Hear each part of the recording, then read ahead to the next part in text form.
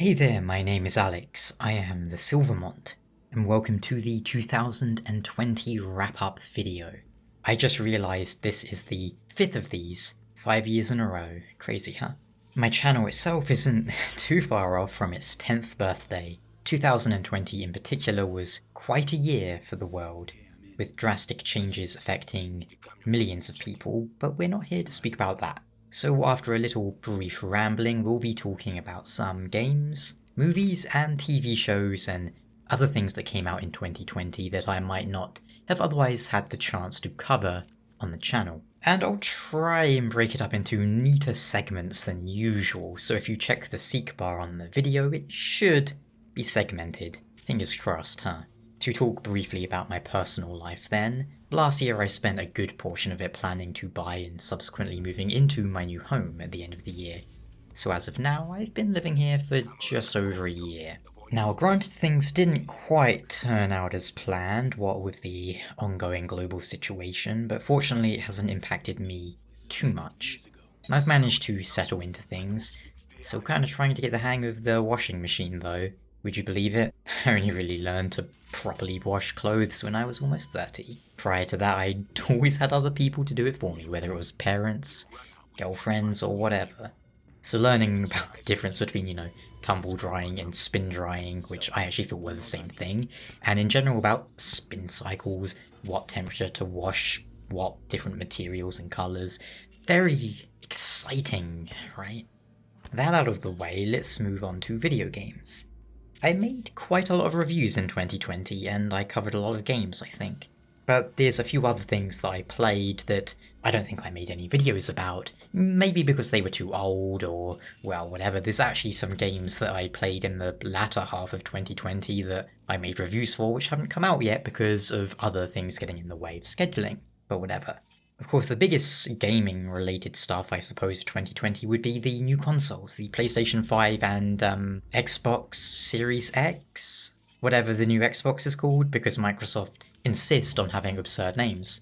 I've no interest in either console at the moment. If I had to pick one based on their design and controller, it would be the Xbox. Well, I've heard the dual pad, whatever the new PlayStation 5 controller is called, the haptic triggers or whatever are pretty cool, apparently. But mostly, I mean, the Xbox doesn't look like Seto Kaiba. The main reason to buy a console is for games. And the PlayStation is gonna have the new God of War, which is the only reason I can kinda see myself wanting one, as I liked the last God of War game. But for some reason I'm having trouble building hype for this new one. Maybe because they've not shown anything yet, but, well, there's some other stuff going on there too. But I know what you might be thinking, what about Demon's Souls? Well, no, and I'll explain why. I think the new Demon's Souls remake isn't worth my time. And look, this is something you'll either get or you won't. I was considering, and I wrote the script, quite a long script for like probably an hour-long video going into every single specific reason, but I'll summarize it thusly. The Demon's Souls remake plays almost identically to the original, which is good.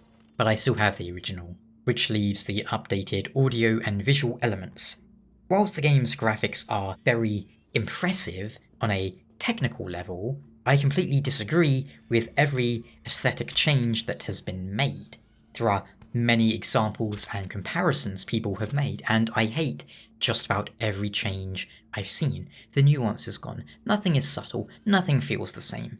Instead of something that had thought put into it by people who are actually designing things for a reason, this is like, what was it, a remake of Silent Hill where they turned the dog into some sort of like ultra sleek demon dog? It's like, no, you're missing the point. The atmosphere in this Demon's Souls remake is turned into something more like World of Warcraft, and I dislike the new musical themes. I'm glad they are fully orchestrated, but as with the visual changes, I feel they are either misunderstood Demon's Souls or thought they could do better. In other words, either ignorance or hubris, and I'm not really on board with either of those when it comes to remakes. If you are remaking something that somebody else has made, you should not think you can do better than them, and you should have an understanding of that product or story, whatever it is. I also find it inexcusable that there's no option for original music, considering you could probably fit the entire original soundtrack on the disc for like 100 megabytes or offer it as a download. In the end, if you have people creating a remake who look at original concept art, then do the opposite, yeah, that's not for me. But I am glad other people are enjoying it. And you might be thinking, oh, this is very hypocritical, Silver Mont. I watched your review of the Shadow of the Colossus remake, and all of those points apply there. I'm not saying they don't. The thing is, I never played the original Shadow of the Colossus because that came out, what, 2006? 2007? Around that sort of time? Either way, it came out when I was playing World of Warcraft, and basically nothing but World of Warcraft, so I missed it. So it's entirely possible all of the same problems would apply to that remake. The same sort of situation is there with Demon's Souls. If a new person who hasn't played the original Demon's Souls is playing the new one and enjoying it, you know, that's fine, but I don't like these visual changes they've made. I don't like how the fat ministers now look like boomers from Left 4 Dead, for example, but let's move on from that topic lest I rant forever. In other games, well, there was the new World of Warcraft expansion, which looks comically bad. Judging purely from the plot, that is, I have no interest in WoW's gameplay, and even if they got rid of all the don't play the game to play the game Facebook minigames like the garrison missions and that, I doubt that would change, honestly. See, I played the original World of Warcraft when it came out, and on the one hand, everything has changed since then. On the other hand, nothing has changed since then. It's still basically the same, but worse. I know that might sound very confusing, but, well, it's a little hard to explain without going into a very long tangent about it. But basically, I've never seen any particular reason to go back to World of Warcraft, and most times when I am interested in it, it's more to recapture the old experience than to have a new experience. Contrast with, say, Final Fantasy XIV, where the reason I keep playing in that game is I want to see where it is going.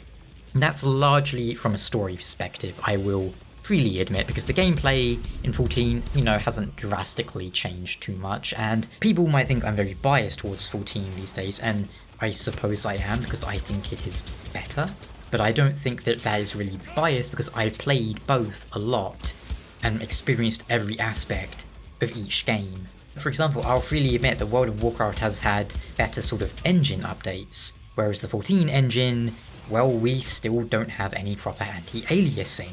There are still issues that are like 7 years old at this point, because the game was made on spaghetti code in like 2 seconds when they had to remake the whole thing, but whatever. Story keeps me going in 14, and the story in WoW is, it's just stupid. The writers seem to be losing their minds for some reason. They should go back to like stealing ideas from that really good book I wrote when I was 15.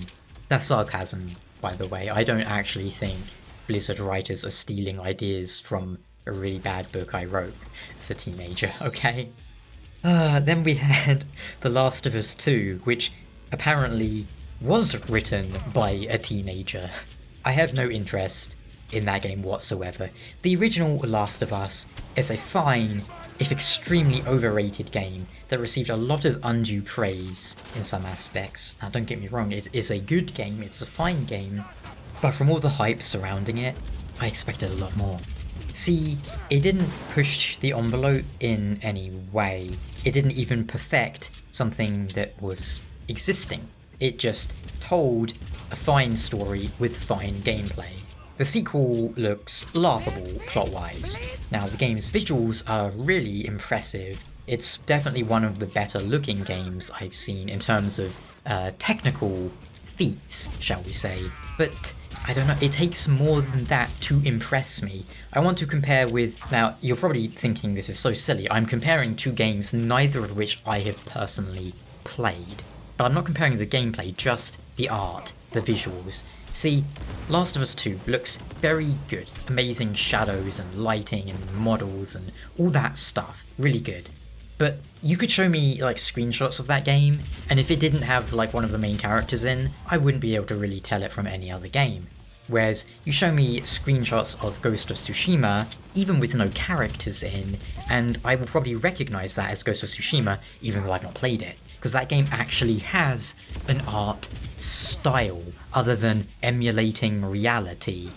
Gameplay-wise, I'm sure Last of Us 2 is, just as good as the first one was, but I get the impression this is a game people primarily play for the plot, the characters, and all that, not for the gameplay. I could be wrong though, I'm not going to assume why people are playing it, that's just my guess, really, because that's what most of the discussion is based about. And yeah, if we're gonna talk about plots and themes and story, the entire game is like a bad retelling of Pain's fight with Naruto, which was hardly good writing to begin with. Just about everything in that game's plot could have been avoided if the characters involved weren't stupid for the sake of being stupid and moving the plot along its fast path. There were also a lot of Flavor of the Month games popping up in 2020 as well. I suppose I can't really call them Flavor of the Month because most of them last more than a month technically. But things like Among Us, Fall Guys, I don't know, I'm an old man, I don't pay attention to it. I think I'm honestly gonna have to make a video about Red Dead Redemption 2 and why it is so impressive. Yeah, the game has a high Metacritic score, but game journalists aren't very smart a lot of the time. And as more and more games come out, it inevitably draws contrasts. It's an interesting point, such as Cyberpunk. Time of writing, I've not started my review for that, because actually I've been trying to get a refund, because... But CDPR were aiming to be Rockstar and they became Bethesda instead. Somehow. I don't think I have any Game of the Year for 2020, as I can't think of anything that came out in 2020 that blew me away, frankly. Ghost of Tsushima is a game I would like to play, not gotten around to it, part of me saying I should hold off in the hopes it comes to PC at some point, so I can play it at 60 FPS. But it's probably not going to happen. I should just get it and enjoy it on my big TV. So I'll grab it on PS4. There was that game Hades, which a lot of people were really thrilled about. It's apparently really good. I bought it a couple of months ago when it was on sale on the Epic Games Store, but I've not played it yet. I'll get around to it at some point. That mostly does it for games, I suppose. I've been playing Genshin Impact, which, I'm not going to say is like an amazing game, but it's something to do. Red Dead Redemption, mostly Red Dead Online, and Final Fantasy XIV as my go-to games. It's hard to suggest Genshin and Red Dead Online. Final Fantasy XIV's easy to suggest. Oh yeah, Final Fantasy 16 is something I'm looking forward to, knowing who is working on it. And I know a lot of people are, upset about the graphics looking like a 360 game. Yeah, from that first trailer, the graphics weren't amazing looking, but think about it this way. Would you rather have a game with fake CGI trailers that comes out looking nothing like that, or a game with like 360 looking trailers that comes out looking the same or better? I know what I would rather have, and I respect them for not just showing us a CGI trailer that comes out 20 years later and has nothing to do with it. It was a good trailer because it gave us a sense of what to expect from the game. The gameplay, the story, the characters. That I have a lot of respect for. And really I shouldn't, because that should be the standard. But these days most game trailers are just catch someone's attention with flashy CGI. Same thing was with that Korean game that they showed a trailer for during the VGAs. Crimson Desert, I think it was called. That started off with quite a lot of non-gameplay looking stuff, but then they showed a good amount of gameplay, and yes, there were some really bad frame rates in the gameplay they showed, but that doesn't matter. They have a year or however long to improve that. The most important thing, I think, is showing us what to expect from the game. As for other hopes, well, they said Grand Blue Fantasy Relink is coming out in 2022. I'm kind of curious about that. I don't really know anything about Grand Blue, but if you show me a action RPG with co-op, then, that's all it takes to interest me. Maybe Dragon's Dogma will be announced this year. Dragon's Dogma 2, that is. Monster Hunter Rise is something I will get if it comes to PC. I'll skip a Switch version. You know what else I sort of want? New Splinter Cell. But I don't want Ubisoft to mess it up and turn it into some crazy open world sandbox like every other Ubisoft game. I actually really liked Splinter Cell Blacklist. I thought that was a really good one. I don't know what the Splinter Cell community's thoughts are on that one, but personally I enjoyed it quite a lot. So my plans for this year, well, I was thinking I would like steal some stuff that other people have made and then not give credit until they catch me and then say that I didn't steal it. Then maybe hopefully get hired by a big studio to do something that I have no experience or qualifications for. Fingers crossed, you know? But Dragon's Dogma actually makes a pretty nice way to segue into talking about, well, TV, movies, and streaming series, you know? There was a Dragon's Dogma anime, second half of last year? I've forgotten a lot of it because it kinda sucked. It wasn't terrible, it just didn't really feel very Dragon's Dogma-y. In a way, it was almost like the Star Wars sequels in that they had things that you recognize as Star Wars, but none of the themes or sort of messages or spirit or soul were there. And that whole Dragon's Dogma anime was very dark compared to the Dragon's Dogma game, which was quite a light-hearted adventure. Now, you might be thinking, how is it light-hearted when the main character gets their heart ripped out, blah blah blah. See, light-hearted doesn't mean there can't be violence and high stakes. It's more about the general tone. And Dragon's Dogma, tonally, is not that dark of a game, and the series was touching a lot more on like human ugliness and stuff. It was not very optimistic, and that was just one of the reasons I didn't really care for it. But again, it wasn't terrible. But I don't know if I actually saw any new 2020 movies in 2020, with the exception of Mulan, which I watched because my girlfriend really wanted to watch it, and wow, it kinda sucked. The animated Mulan from Disney was nice because she was relatable, you know? In the new Mulan, spoilers if you haven't seen it, so fair warning there. New Mulan is ridiculous because it starts out with her essentially being Goku or something. She has the most maximum power level from birth because she's special. Then everyone, including the bad guys, want to be her best buddy.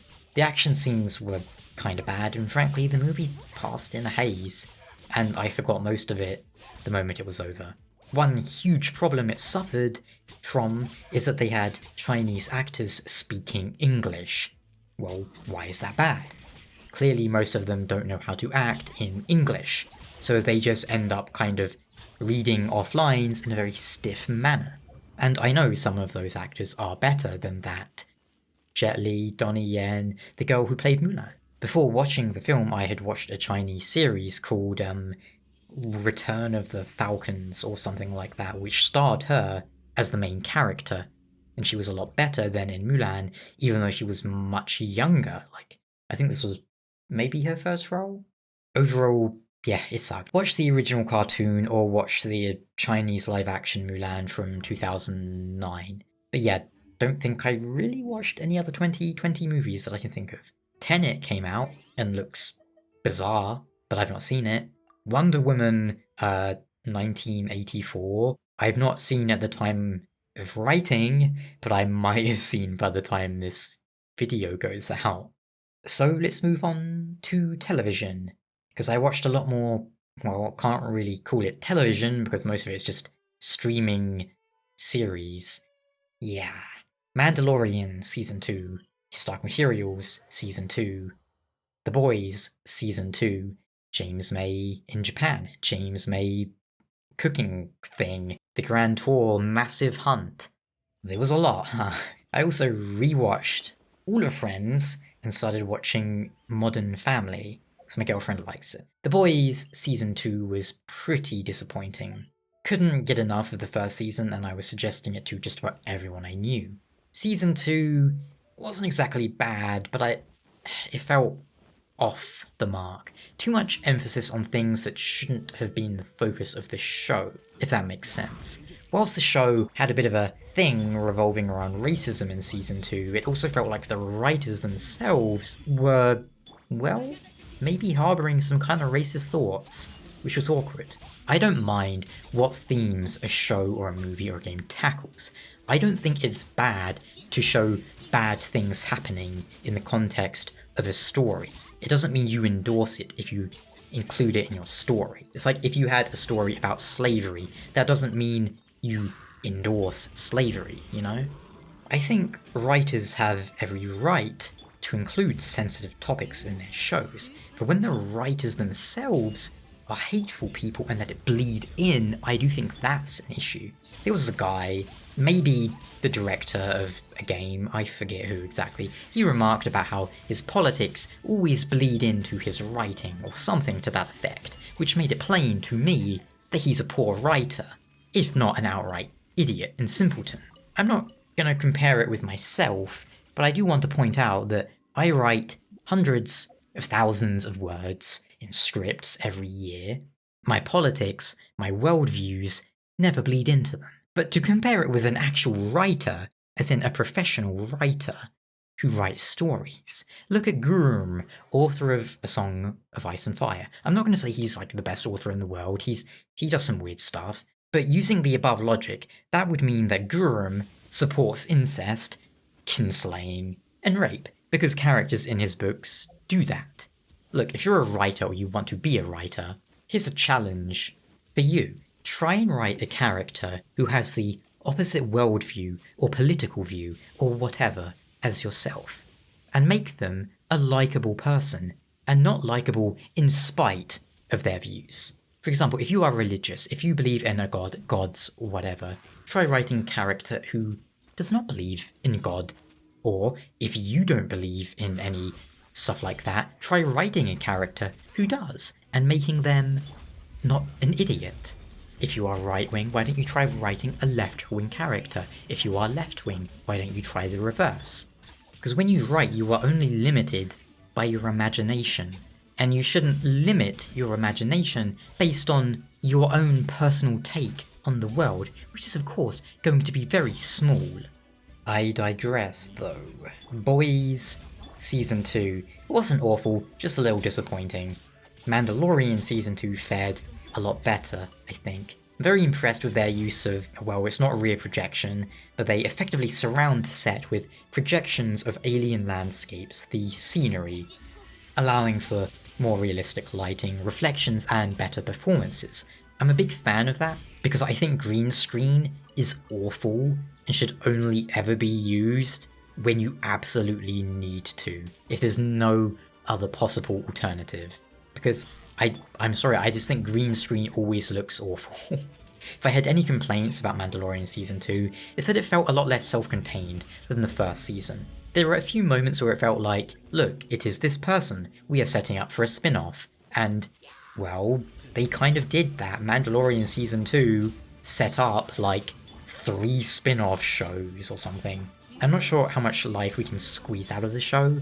I'm thinking they could end it with Season 2, and it would be a nice story. If it needs to go on, then a 3rd season should definitely be the end. Overall, I really enjoyed it, and I think it's the only good Star Wars to come out of Disney so far. I know people like to bring up Rogue One. Frankly, I just find that inoffensive more than good.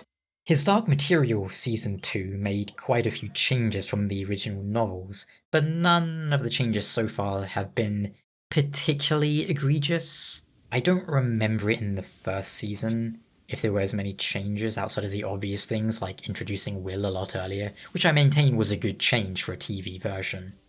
I've been enjoying it. I was happy to see a small cameo appearance from Terence Stamp. He played Lord Asriel, Lyra's father, in the BBC radio drama from some years back now, which I think was a great version too. Incidentally, that version also had Peter Marinka in, the voice of Thramped, Strayed, and so on. One of my favourite voice actors, I'd say. It's one reason I kinda wish they had Terence Stamp in a Souls game.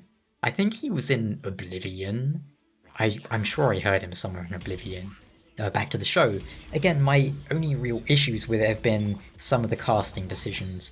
I think James McAvoy is a great actor, but he wasn't a great fit for Lord Asriel.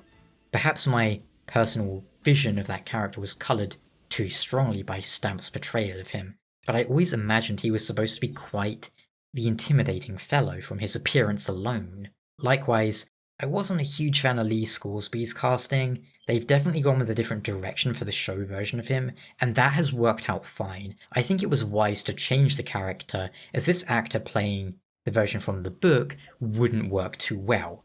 He's good for the show, Lee. He wouldn't be a good book Lee, if that makes sense. We'll have to wait and see with Azriel, as, well, I mean, a lot of his stuff is still kind of coming up, but again, I think James McAvoy is a great actor, but you can't cast a great actor as like any person and have them be, good as that thing, right? Because some roles do require a certain physicality to them. There's going to be a lot more TV shows in this coming year, huh? We've got a bunch of Marvel ones starting up. There's like Bucky and Falcon, which I'm kind of curious about, as I like both those characters. There's the Wonder one. There's so much stuff. I don't know, I'll probably watch some of it. Also, the guy who plays Winter Soldier, Bucky, I think his name is Sebastian Stan or something. I mean, I know I'm not the first person to notice or point it out, but he'd be perfect to play Luke Skywalker, huh? I mean that purely based on his looks. Kind of the opposite of the James McAvoy thing. He looks like he'd be perfect. I don't know how good at portraying Luke he would be, but it's interesting to think about. And I just say that because, I've only seen him as Bucky, and I think he's fine as Bucky, but I don't know how good he is at other characters or roles. All I'm saying is make a live-action Kyle Katarn series with him and Grandmaster Luke. Who do you get to play Kyle? I don't know. But that about does it. Neo 2 is out on PC very soon, and I'm planning to enjoy that. How about you? How was your 2020, and what are you looking forward to in this upcoming year? Thank you so much for watching. Stay safe, and I will catch you next time. Ciao.